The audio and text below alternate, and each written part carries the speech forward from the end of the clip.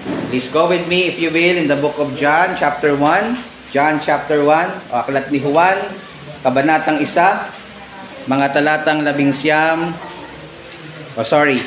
Tayo po ay nasa verse 29 na po hanggang 34.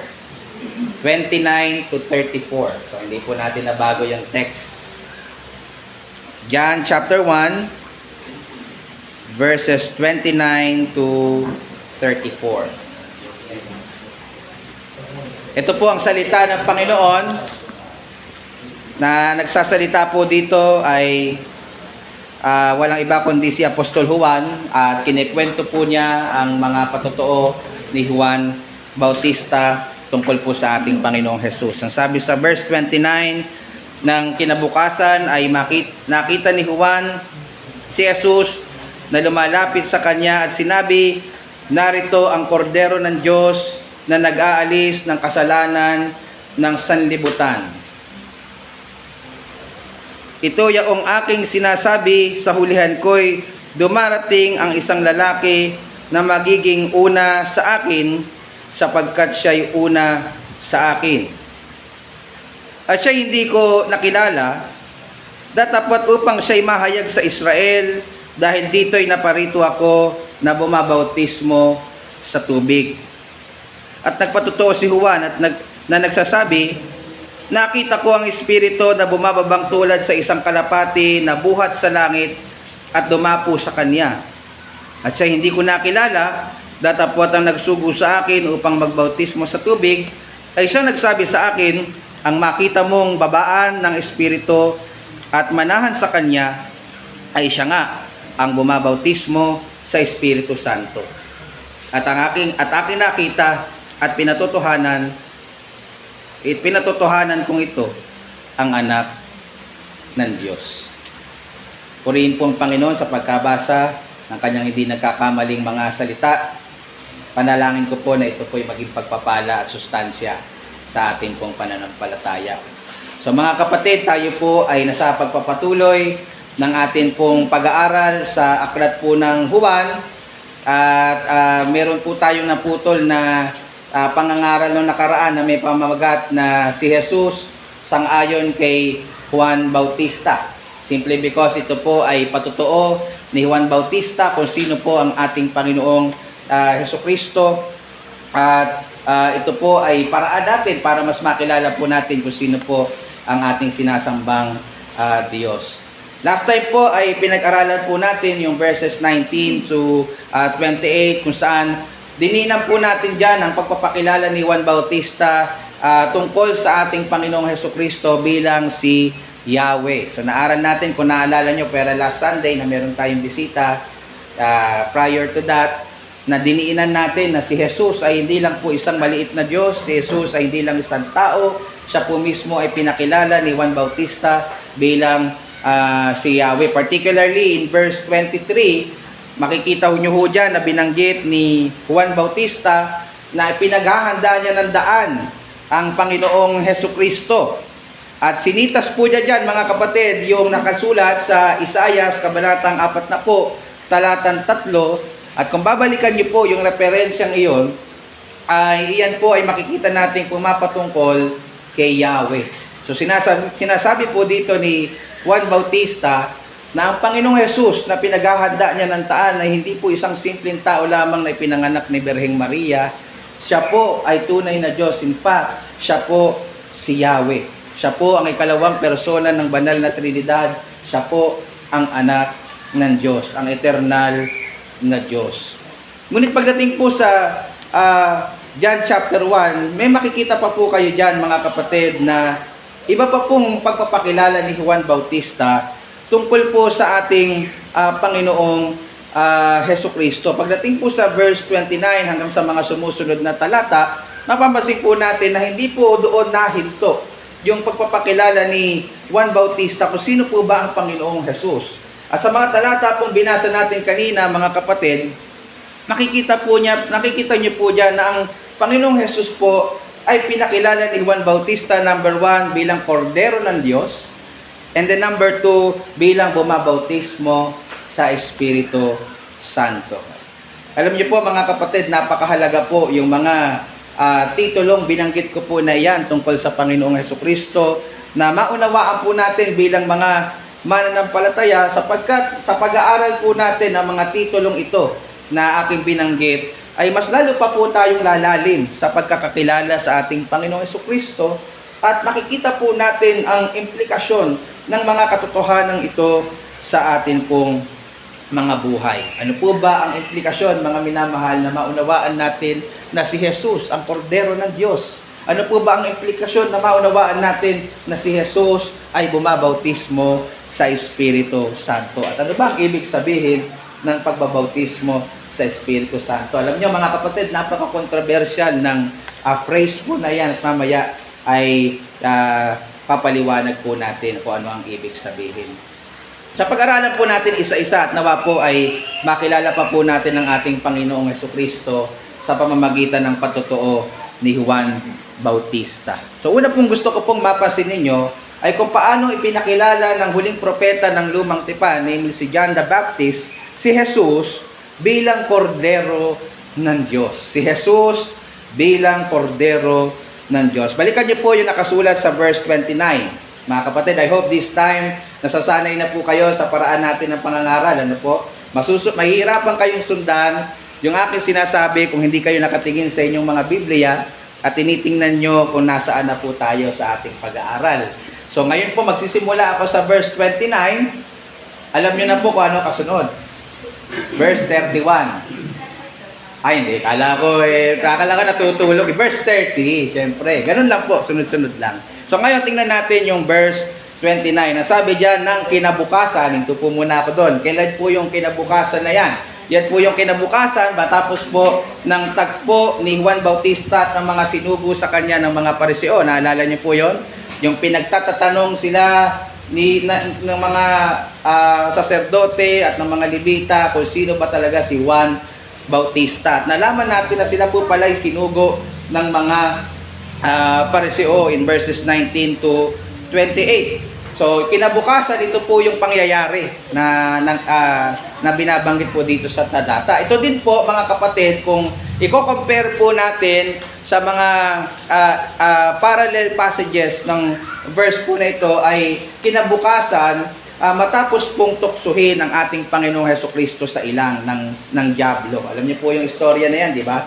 Sa Matthew chapter 4, tinukso ang Panginoong Hesus na gawing tinapay ang bato, na magpatihulog sa itaas ng templo, at marami pa pong tukso.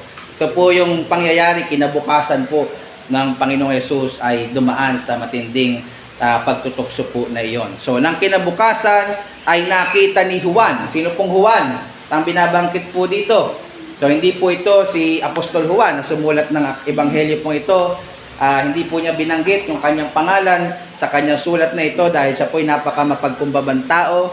So, yung Juan po na binabanggit dito ay walang iba kundi si Juan Bautista. So, nakita ni Juan Bautista si Jesus na lumalapit sa kanya at sinabi, narito ang kordero ng Diyos na nag-aalis ng kasalanan ng sanlibutan.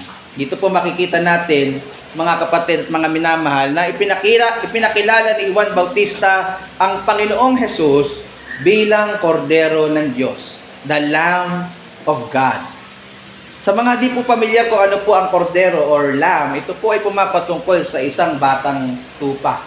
Ano po? Ang kordero po ay pamilyar sa mga Hudyo bilang isang hayop na madalas po nilang isinasakripisyo. Kung babalikan niyo po, kung kayo po ay nagbabasa ng Lumang Tipan, maalala niyo po na isang kordero ang ipinalit kay Isaac na papatayin imbis na siya. Di po ba? Nung inaalay dapat ni Abraham si Isaac.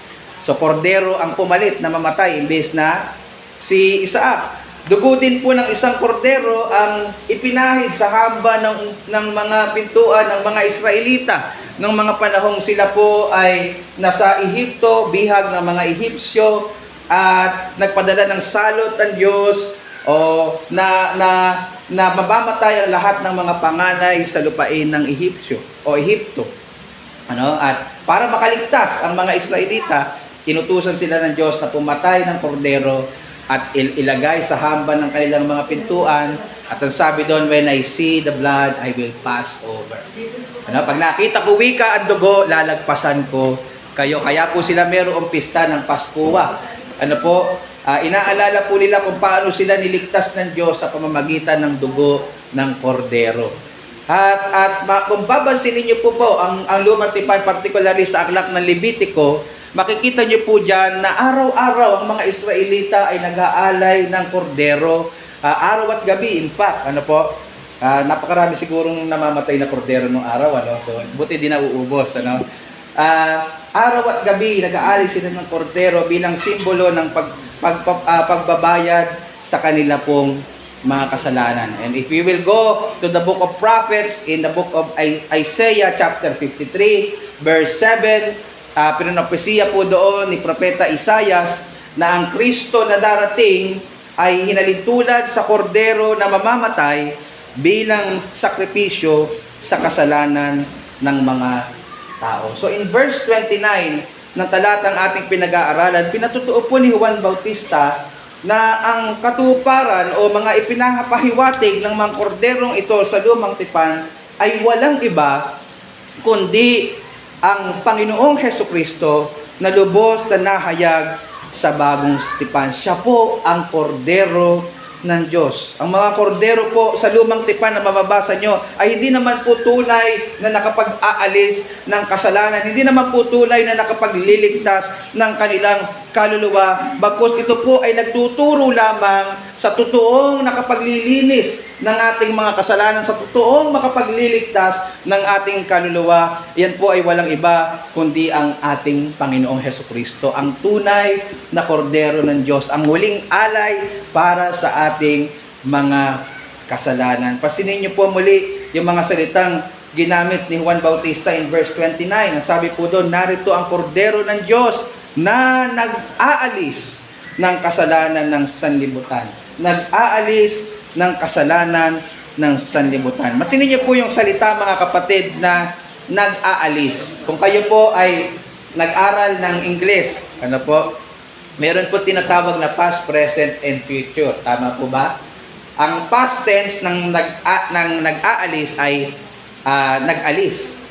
Hindi po ba? Ang pangkasalukuyan o present tense ay nag-aalis, and then ang future ay mag-aalis.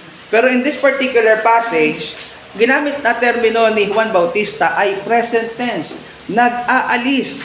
Ibig sabihin, mga minamahal, ito po'y ang pag-aalis ng kasalanan ng sanlibutan, pag-aalis ng kasalanan ng mga taong sasampalataya ay nagpapatuloy na ministeryo ng ating Panginoong Jesucristo, hindi lamang po noong unang siglo, ng mga panahon niya, maging sa panahon po natin ngayon at sa mga susunod na henerasyon, patuloy ang Panginoong Jesucristo na mag-aalis ng kasalanan ng sanlibutan. Gusto ko pong i-clarify yan, mga kapatid, sapagkat hindi po minsan sa akin pong pagmiministeryo ng Ebanghelyo ay nabanggit sa akin yung kaisipan na hindi po ba ang Panginoong Jesucristo ay namatay lamang po para sa mga tao ng panahon niya? Minsan po ba pumasok na yan sa inyong isipan? Baka naman namatay lang si Kristo para sa mga tao nung kapanahunan niya? Well, dinideny po yan ng talatang ating pinag-aaralan, sapagkat nakita ho natin dito na ang kordero ng Diyos ay patuloy na nag-aalis, present tense, maging sa panahon po natin ngayon, maging sa mga susunod na henerasyon, hanggang hindi pa bumabalik ang ating Panginoong Jesucristo, naroroon ang kanya pong pag-aalis ng kasalanan na sanlibutan. Na paano po niya ito ginagawa? Maaari pong tinatanong ninyo. At maganda pong maaral natin, mga kapatid, yung salitang inaalis sa original na salita nito na Griego. Alam niyo po, yung salita pong inaalis doon sa original na salita sa Griego ay may ibig sabihin din po na nagdadala o binubuhat o inalalayo. Ano po ang ibig sabihin nito, mga kapatid? Ano po yung idea na ibinibigay po sa atin ito? Ibig sabihin, mga kapatid, yung paraan ng pag-aalis ng kasalanan ng Panginoong Jesucristo, ng ating mga kasalanan, ay sa paraan ng pagdadala, o I should say, pag-aapo ng ating mga kasalanan. At pagkatapos niyang akuin ito, ay inilayo po niya ito sa atin tungo sa krus ng Kalbaryo upang siya ang lumasap ng puot na sana tayo ay maglasap at siya po ang dumanas ng parusa ng Diyos na sana dapat tayo ay parusahan. Sa ganoong paraan, ginawa po ni Kristo na alisin ang ating mga kasalanan. Dinala niya ito sa krus ng Kalbaryo upang ito po ay hindi na, ang kabayaran nito ay hindi na maranasan ng bawat taong sasampalataya sa Kanya. Ganyan po yung makikita nating pagtuturo na sinabi ni Apostol Pablo, halimbawa sa 2 Korinto, ang kabanata ay 5, talatang 21. Ang sabi po doon, yung hindi nakakakilala ng kasalanan pertaining to our Lord Jesus Christ, kahit minsan, mga minamahal, hindi po siya nagkasala ni sa salita, ni sa isip. Ang sabi ni Apostol Pablo, yung hindi nakakakilala ng kasalanan, si Kristo ay kanyang inaring may sala dahil sa atin. Hindi po siya namatay sa krus, hindi po siya napako sa krus dahil siya po ay nakakusahang kriminal o dahil po siya ay nagkasala. Sabi po doon, inari siyang may sala dahil sa atin. At sa pagpapatuloy, ang sabi, upang tayo'y maging sa Kanya'y katwiran ng Diyos. Upang tayo pong mga makasalanan ay hindi na po ituring na kaaway. Upang tayo pong mga lapastangan ay hindi na po ituring na mga lapastangan. Upang tayo po ay magdamit ng katwiran ng Diyos na ibinibigay niya sa lahat ng sumasampalataya. Hindi po minsan nabanggit ko sa inyo ng mga sumasampalataya kay Kristo, hindi na nakikita ng Ama bilang dati nating pagkatao, kundi nakikita niya na sa atin ang kanyang perpektong anak na si Jesus. Ganyan po ang ginawa ng Panginoon. Inako niya yung ating kasalanan upang tayo ay maging matuwid sa harapan ng ating Ama. At ganyan din po yung katuruan na makikita natin na sinabi ni Propeta Isaiah tungkol po sa darating na kordero ng Diyos, tungkol po sa darating na tagapagligtas. Sasabi sa Isaiah 53 verse 6, and I quote, tayong lahat na gaya ng mga tupa ay naligaw, tayo ay tubungo, bawat isa sa kanilang sariling daan, at ipinasan sa Kanya ng Panginoon ang kasamaan nating lahat. Ipinasan sa Panginoong Jesus ang kasamaan natin, ang kasalanan nating lahat. Ganyan po ang ginawa ng ating Panginoong Jesus, ang kordero ng Diyos, upang maalis ang penalty ng ating mga kasalanan. Gusto ko pong mapasin nyo rin, mga kapatid, na kaya po ginamit din yung salitang inaalis na naka-present tense sapagkat hindi lang po niya inalis ang kabayaran ng ating mga kasalanan nung tayo po'y sumampalataya.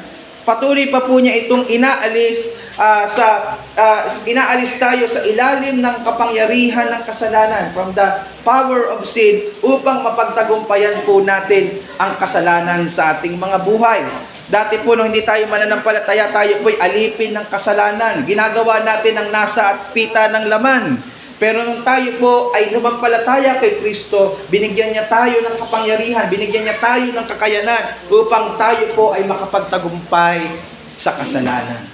Hindi po totoo, mga kapatid, na hindi natin kayang pagtagumpayan ng kasalanan sapagkat binigyan tayo ni Kristo ng kapangyarihan para mapagtagumpayan po ito. At hanggang dumating ang isang araw sa pagbabalik ng ating Panginoong Jesucristo, na aalisin niya tayong lahat sa presensya ng kasalanan, kung saan bibigyan niya tayo ng bagong katawan, katawang hindi na nagkakasala, katawang perpekto, katawang hindi na natutukso sa kasalanan, at tayo po ay makakapagpamuhay na ng labas o hindi na nakakaranas na magkasala. So, pansinin niyo rin po, mga kapatid, yung salitang sanlibutan doon po sa talata. Sabi, narito ang kordero ng Diyos na nag-aalis ng kasalanan ng sanglibutan. Napansin niyo po yung salitang sanlibutan. Hindi po ito nangangahulugan, mga kapatid, baka mamali tayo ng kaisipan, na ang Panginoong Yesus ay inalis niya ang kasalanan ng sanlibutan or every individual sa sanlibutan. Ano po? Kasi kung gano'n, mga kapatid, sana walang laman yung impyerno. Kasi lahat pala inalis yung kasalanan ng mga tao individually. And in fact, makikita po natin sa context in verses 11 to 12 kung sino lang po ang nakaranas ng pagpapala ng Diyos na ito. Sabi sa verses 11 and 12 ng chapter 1, ang binigyan lang po ng karapatan ng Diyos na maging anak niya ay yung mga taong sumampalataya, yung mga taong tumanggap sa ating Panginoong Hesukristo. Sa makatuwid, yung sanlibutan po dito ay pumapatungkol sa mga tao without distinction. Kaya po sinabing sa sanlibutan, hindi po ibig sabihin ay ito'y pumapatungkol sa tao without exception. Ito po'y pumapatungkol sa mga tao without distinction. Ibig sabihin, hindi lang po inalis ni Kristo ang mga kasalanan ng mga Hudyo, inalis po niya ang mga kasalanan ng mga Pilipino, kagaya natin, ng mga Chino, ng mga Indiano. Narinig niyo yung Indiano. Sino naalala niyo? Yung mga pati yung nagme-mekus-mekus. Inalis ng Panginoong Hesus ang kasalanan. Mapamayaman ka man po mapamahirap. Hindi po para sa mayaman lang kaligtasan. Meron ka mang pinagtapusan o wala, matanda ka man o bata, lahat ng klase ng tao, nasasampalataya sa kordero ng Diyos. Yun yung key. Hindi po lahat ng klase ng tao, doon na yung point. Nasasampalataya na magtitiwala sa kordero ng Diyos ay maaalis sa kabayaran at kapangyarihan ng kasalanan. Wala pong ibang makakagawa nito, mga kapatid, kundi ang kordero ng Diyos. Na ano po ang dapat nating gawin sa katotohanan ito, mga kapatid? Ngayong nalaman mo na si Jesus ang kordero ng Diyos na mag-aalis ng kasalanan ng sanlibutan.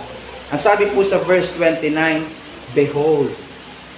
Behold the Lamb of God. Sa Tagalog, narito ang kordero ng Diyos. Ibig sabihin, tinatawag niya ang atensyon nating lahat, mga minamahal, na pagmasdan ng may pananampalataya ang kordero ng Diyos. Kasi mga kapatid, maaari pumunta ka dito sa church na parang nahihiya ka lumapit sa banal na Diyos. Na tingin mo sa sarili mo, napakarumi mo. Napakarami mong sablay sa buhay. Napakarami mo ng pagkakamali na nagawa. Napapasok ka sa church, Lord, baka masunog ako. Di ba? May mga ganun pa tayong biruan. Ang dami ko pong bisyo. Lord, ang dami ko pong nalokong tao. Lord, nanonood po ako ng malalaswang panoorin. Lord, napakalapastangan ko pong tao. Lord, barumbado po akong tao. Napakamainitin po ng ulo ko, Lord. Makasarili po akong tao. Wala po akong ibang inisip kundi yung sarili ko lang. Sinungaling po ako. Lord, tatanggapin mo ba yung isang taong gaya ko? Maaaring ganun po yung isip nyo, mga kapatid. At hindi po masama na ma-recognize mo at kilalanin mo na ikaw ay makasalanan. Na maganda po yan, kaysa maging self-righteous ka na sa tingin mo, napakatuwid mo at wala ka ng pangangailangan kay Kristo. Maganda na makita mo kung sino ka talaga sa harapan ng banal na Diyos. Tayong lahat ay makasalanan. Walang nakaabot sa kalwalhatian ng Diyos. Pero mga kapatid, gusto kitang i-encourage, gusto kitang hikayatin, huwag ka doon mahinto. Huwag ka mahinto na, Panginoon, hindi ako karapat-dapat, hindi na lang ako pupunta. Hindi na lang ako lalapit. Hinihikayat ka ng salita ng Diyos to behold the Lamb of God. Tumingin ka sa kordero ng Diyos. Talikuran mo na ang masasama mong gawain at lumapit ka ngayon kay Kristo nang meron pong tunay na pananampalataya. Tandaan mo, kapatid, magring ito sa tenga mo palagi, walang anumang uri or laki ng kasalanan na hindi kayang hugasan ng dalisay at makapangyarihang dugo ng kordero ng Diyos. Maaaring sa tingin mo napakatindi, nakakadiri at wala nang kapatawaran ng iyong mga kasalanan, pero hindi sa kordero ng Diyos. Pwede ka magsimula muli. Pwede ka lumapit sa Kanya at lilinisin ka niya sa lahat ng iyong karamihan. Kapatid, tumingin ka lang sa Kanya. Huwag sa sarili mong magagawa. Huwag sa sariling katwiran. Huwag sa sarili mong relihiyon. Tumingin ka lang kay Kristo. Siya lamang ang kordero ng Diyos na kaya maglinis sa lahat ng iyong karumihan. In fact, pagdating po doon sa verse 30, mga kapatid, tuloy natin, ganyan po mismo yung ginagawa ni Juan Bautista eh. Pumupunta yung mga tao sa kanya sa pag-aakalang siya ang makapagliligtas sa kanya sa puot na darating. Pero sabi ni Juan Bautista in verse 30, ito yaong aking sinasabi, sa hulihan ko'y dumarating ang isang lalaki na magiging una sa akin sapagkat siya'y una sa akin. Ano po sinasabi dito ni Juan Bautista? Huwag kayong tumingin sa akin. Huwag kayong tumingin sa akin. Wala ako kumpara kay Kristo. Siya lang ang dakila kaysa sa akin. Bagamat siya po ay huling dumating sa akin bilang tao, siya po ay una sa akin bilang Diyos, and therefore, siya po ang dakila kaysa sa akin. Hindi ako ang makapag-aalis ng iyong kasalanan. Hindi ako ang paraan para ikaw ay maging dapat sa Diyos. Si Kristo lang ang paraan upang ikaw ay maging dapat at matuwid sa harapan ng Diyos. Sinasabi ni Juan Bautista, anong ginagawa niya sa akin? Bakit kayo naririto sa aking harapan na para bagang sa akin nakasalalay ang magiging kalalagayan ng iyong kaluluwa? Bakit hindi kayo tumingin sa mas lalong dakila sa akin, ang kordero ng Diyos, ang Panginoong Jesucristo? At mga kapatid, gusto ko mapansin ninyo na ganyan po ang trabaho ng mga tunay na mangangaral ng Diyos. Ang ituro ang mga makasalanang gaya natin, hindi sa kanilang mga sarili. Hindi sila yung maging bida, hindi sila yung maging magaling, hindi sila yung maging sentro ng iglesia ng Panginoon, kundi lamang ang ating Panginoong Jesucristo. Ituro ang lahat ng mga makasalanan kay Kristo na mag-aalis ng ating mga kasalanan. Now, maliban po sa pagpapakilala ni Juan Bautista kay Jesucristo bilang kordero ng Diyos, ipinakilala din po ni Jesus pinakilala din po niya si Jesus bilang bumabautismo sa Espiritu Santo. Yan po yung panghuli nating punto.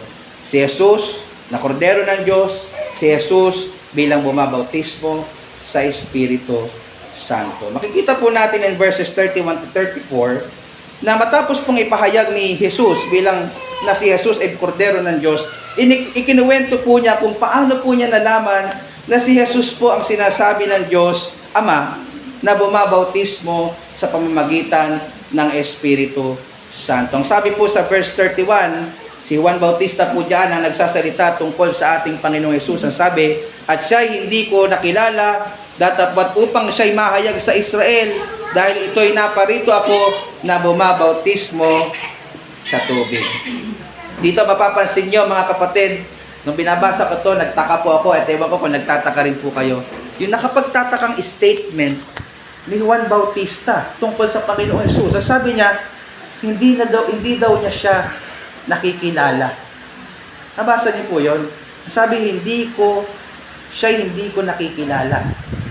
Naman tanong, paano hindi niya po siya nakikilala? Gayong alam po mismo ng kanyang ina na si Elizabeth kung sino po ang ating Panginoong Jesucristo. In fact, magpinsan po si Elizabeth na ina ni Juan Bautista at si Maria na ina ni Jesus. Hindi po ba naikwento ni Elizabeth sa kanyang anak na si Jesus ang Mesiyas, na si Jesus ang kordero ng Diyos na matagal na po nilang inaasam at hinihintay? I don't think so. Pagka ganoong kahalaga po ang impormasyon, yun nga lang, pagka tayo may papamana sa ating mga anak no anak, ako ay may lupa doon sa Akle. No, wag mong gusto ko lang malaman mo para paano man ang mangyari sa akin, alam mo na meron kang pupuntahan. Na mami, alam mo na, no? Di ba? Pag kami mahalaga, hindi pwedeng hindi mo mawaglit sa iyong mga anak. Anak, meron tayong pera akong naipon sa bangko, mga 150 million yun. Pagka namang mangyari sa akin, ikaw ay nakapangalan sa iyo. Mahalaga yun eh. Kailangan mo sabihin sa iyong mga anak. Lalo pa yung Mesiyas, na yung impormasyon tungkol sa Mesiyas, na napakahalaga. Hindi masasabi ni Elizabeth sa kanyang anak na si Juan Bautista. So, I don't think hindi niya personal na kilala. Hindi niya personal na kilala ang hindi niya sinasabi dito na hindi niya talaga totally kilala ang Panginoong Jesus. Ito po marahil ay nakwento sa kanya ng kanyang ina. In fact, kung babalikan niyo yung parallel passage pa rin ang tungkol sa pagbabautismo ng ating Panginoong Jesus, dumating yung panahon na magpapabautismo sa kanya ang Panginoong Jesus. Pero anong ginawa ni Juan Bautista? Tinanggihan niya, di ba? Sabi sa Mateo 3, 13, 13:14. 13:14 ng Mateo, ang sabi diyan, ito po yung pangyayari ng Panginoong Jesus ay magpapabautismo kay Juan Bautista. Sabi na magkagayoy naparoon si Jesus mula sa Galilea at lumapit kay Juan sa ilog ng Jordan upang siya'y bautismohan niya. Datapwat ibig siyang sansalain o tanggihan ni Juan. Bakit? Ang sabi at nagsasabi, kailangan na ako'y iyong bautismohan at ikaw ang naparito sa akin. Sabi ni Juan Bautista. Bakit po tumanggi si Juan Bautista na bautismohan ang Panginoong Jesus sa tagpong ito kung hindi naman niya talaga siya nakikilala? Na po. Tinanggihan po niya ang Panginoong Jesus sapagkat alam niya kung sino itong Jesus na nagbabautismo sa kanya. Dapat ako bautismohan mo. Pero bakit ikaw narito nagpapabautismo sa akin? So ang bakit sinabi niya in verse 31 na hindi siya nakikilala? Nagsisinungaling ba dito si Juan Bautista? I don't think so.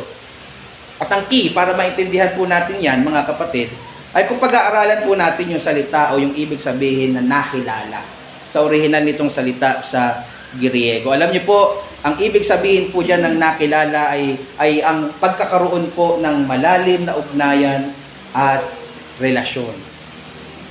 So sa makatuwid, nung sinabi ni Juan Bautista in verse 31 na hindi niya nakikilala ang Panginoong Jesus, hindi niya ibig sabihin na totally stranger ang Panginoong Jesus sa kanya. Kundi, ang sinasabi lang po niya dito ay hindi sila close. Marami pong factor, maaaring hindi sila sabay lumaki. May mga ganun tayo, may mga pinsan tayo na alam nating pinsan natin sila, sister, pero hindi naman tayo sabay lumaki. Kaya pagka mangungutang tayo, di sa'yo sa kanila lalapit kasi di naman tayo close. Di ba? So maaaring ganun po, hindi sila sabay lumaki, maaaring magkalayo ang kanilang tirahan. Kaya sinabi niya hindi niya nakikilala ang Panginoong Jesus sa ganoong level. So I hope naklaro po kung ano po ang ibig sabihin ni Juan Bautista na hindi niya nakilala ang Panginoong Jesus. Gayong may pahayag sa banal na kasulatan, nakilala naman talaga niya siya, at least sa pangalan o sa kanyang pagiging Mesiyas. So hindi niya siya kilala in a sense na hindi sila close o sabay sila lumaki ng ating Panginoong Jesus. Ngunit maliban po dito, makikita nyo rin po sa verse 31, yung dahilan kung bakit nagbabautismo si Juan sa tubig. Nakita nyo po ba yung dahilan bakit nagbabautismo si Juan sa tubig? Ito daw po ay upang ang Panginoong Jesus ay mahayag sa Israel.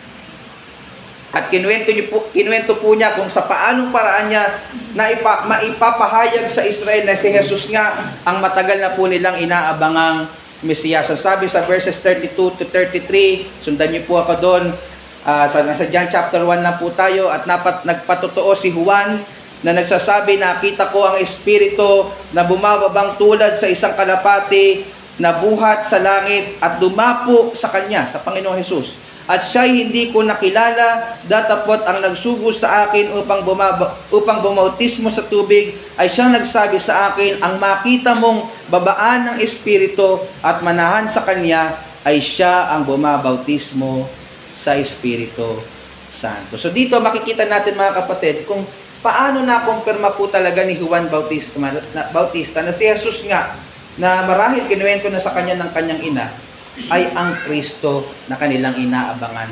Sinabihan pala siya ng Diyos Ama na kung siya po ay magbabautismo at may ma-encounter siya na isang tao na bababaan ng Espiritu Santo at nakita niya na mananatili ito sa kanya, he is the one. Siya na nga ang Mesiyas na matagal na nilang hinihintay. At nakita po niya itong nangyari kay Jesus nung siya ay binautismohan niya. Bumaba ang Espiritu sa anyong kalapati na sumisimbolo sa kapayapaan, kaamuan at kabanalan, at nanahan ito sa Panginoong Jesus na nagpapatunay na siya ang itinilaga ng Diyos na magliligtas sa sangkatauhan.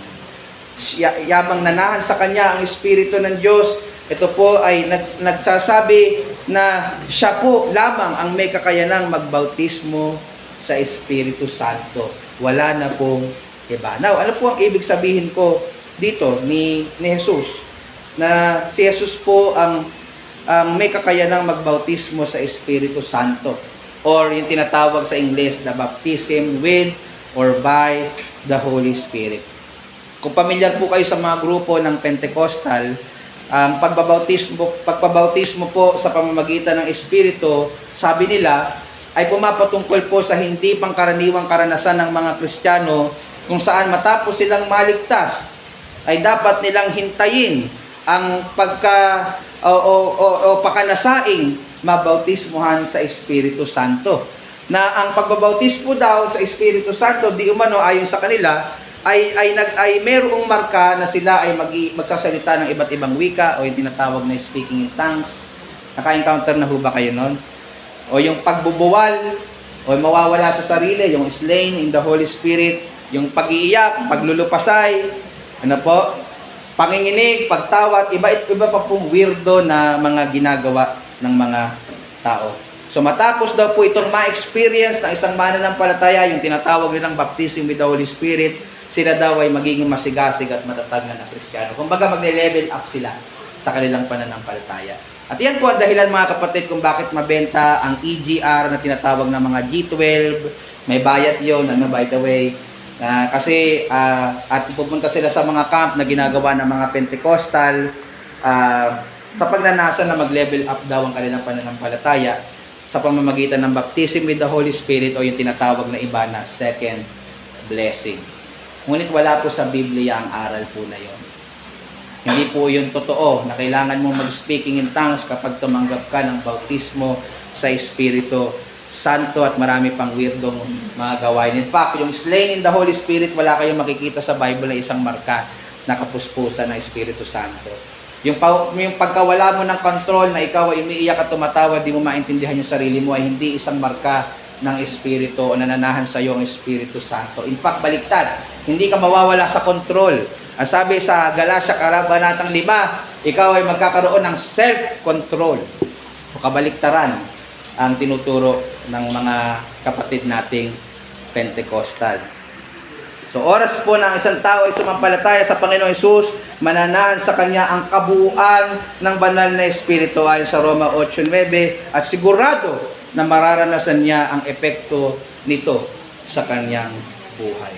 So kung mali po ang aral ng Pentecostal tungkol sa bautismo sa Espiritu Santo, ano po ba talaga ang ibig sabihin po nito? Sa Biblia po, may dalawa pong nabanggit na pagkagamit ng bautismo sa Espiritu Santo na sinasagawa po ng ating Panginoong Jesucristo. Yung una po, yung binanggit ni Apostol Pablo sa unang Korinto 12:12 hanggang 13, kung saan ang Panginoong Hesus po dito, sa pamamagitan po ng kanyang Espiritu ay binabautismuhan, spiritually speaking, ang mga tao, ang mga mananampalataya sa kanyang sariling katawan. Di ba alam niyo yung idea ng baptism? Nilulubog sa tubig. But dito sa 1 Corinthians 12, inilulubog ni Kristo ang mga mananampalataya sa kanyang sariling katawan. Spiritually speaking, upang tayo po ay maging tunay na bahagi ng katawan ni Kristo. Ito po ay pumapatungkol sa pakikipag-isa natin sa Kanya na mangyayari po oras na tayo po ipinanganak na muli sa Espiritu at oras na tayo po ay sumampalataya na sa ating Panginoong Jesucristo. Yun po yung una. Nangyayari po ito sa lahat ng mananampalataya oras na tayo po ay sumampalataya kay Kristo. Nagiging kang binabautismuhan ka sa katawan ni Kristo, nagiging kaisa ka ng katawan ni Kristo, ng tunay na iglesia ni Kristo. Okay po? So yung pangalawang pagkagamit naman po niya, yung phrase na baptism with the Holy Spirit, alam niyo magkaiba yun, Yung nakasulat po sa Gawa, Kabanatang 1, Talatang 5, na sa context, ito po'y pumapatungkol sa kapuspusan ng Espiritu Santo. So kailangan po mga kapatid, kinaklaro natin, pag naririnig natin yung salitang baptism with the Holy Spirit, ano ba yung ibig mong sabihin niyon? Yun ba yung sinasabi ni Pablo o yung sinasabi ni Kristo sa aklat ng mga Gawa? Ito po ay may sasabi nating may halin tulad natin sa kapuspusan or filling with the Holy Spirit. Si Dr. R.C. Sproul, isa pong theologian, ay dinefine po ang baptism with the Holy Spirit ng ganito. And sabi niya, and I quote, "The baptism of the Holy Spirit refers to God empowering His people for ministry." Yung bautismo daw po ng banal na Espiritu ay yung binibigay ng Diyos na kakayanan upang magawa po natin ang ating mga tungkulin sa ministeryo ng ating Panginoong Jesucristo. At ganyan po ang nangyari sa mga alagad sa Aklat ng Mga Gawa. Kung babalikan niyo po, matapos pong mamatay si Kristo, alam niyo po yung nangyari, hindi po ba? Matapos mamatay ni Kristo, ang mga alagad ay takot na takot. Nagtago na lang po sila sa kanilang mga lungga. Ayaw na po nilang lumabas. At sa takot na baka sila naman ang isunod. Pero nung habang sila ay nagtatago, dumating po ang pinangako ng Panginoong Hesus na pagbabautismo sa Espiritu Santo at sila po ay napuspos at nagkaroon bigla sila ng lakas ng loob, ng kakayanan, ng buong tapang na ipangaral ang Ebanghelyo ng ating Panginoong Jesucristo. So kapatid, I think ito po yung pinapatungkulan dito ni Juan Bautista na ginagawa ng Panginoong Hesus sa mga mananampalataya. Siya lamang ang may kakayanang magbautismo sa atin o pumuspos sa atin sa Espiritu Santo upang magawa po natin ang kanyang kalooban. Kaya mapapansin niyo mga kapatid, kapag po tayo nagsasamba, isa po sa aking pinapanalangin ay puspusin tayo ng Espiritu Santo ng Diyos upang magawa natin ang kanyang kalooban sa ating mga buhay. Kaya paalala po sa atin mga kapatid, hindi po natin kaya sa sarili nating lakas at diskarte ang mamuhay ng nakalulugod sa Diyos. At tandaan niyo po yan, kailangan po natin ang palagi ang pagdepende natin kay Kristo upang tayo po'y bautismuhan niya o puspusin niya ng kanyang Espiritu Santo, lalo na kapag tayo po ay nag-i-struggle sa isang partikular na kasalanan na hirap tayong gawin, na madalas nating nagagawa. Kailangan mo ang bautismo ng banal na Espiritu na ikaw ay puspusin ng banal na Espiritu. Kailangan ipinalangin, ihingin ito sa ating Panginoong Jesucristo. At kung may mga panahon na kailangan kang magministeryo sa Panginoong Jesucristo, humingi ka ng kakayanan sa Kanya sa pamamagitan ng pagbabautismo ng Espiritu Santo na ikaw ay puspusin niya ng Kanyang Espiritu upang magawa mo ng epektibo ang pinagagawa niya sa iyo. Hayaan ninyong manahan sa inyo ang salita ni Kristo, sapagkat sa pamamagitan nito mga kapatid, sa pamamagitan ng palagi ang pagbubulay nito, kayo po ay mapupuspos ng Espiritu Santo. Mga kapatid, dalawa po ang means. Pananalangin, hingin natin ito kay Kristo at tayo po ay magbulay ng salita ni Kristo at tayo po ay kanyang pupuspusin ng Espiritu Santo. Alam niyo po mga kapatid kung bakit bakit tayo madalas nahuhulog sa tukso, kung bakit parang hinang-hina tayong sumunod sa kalooban ng Diyos. Yun po yung mga panahon na hindi po tayo puspos ng Espiritu Santo. Sapagkat hindi tayo madalas nananalangin sa Kanya nito at hindi tayo madalas nagbubulay ng Kanyang mga salita.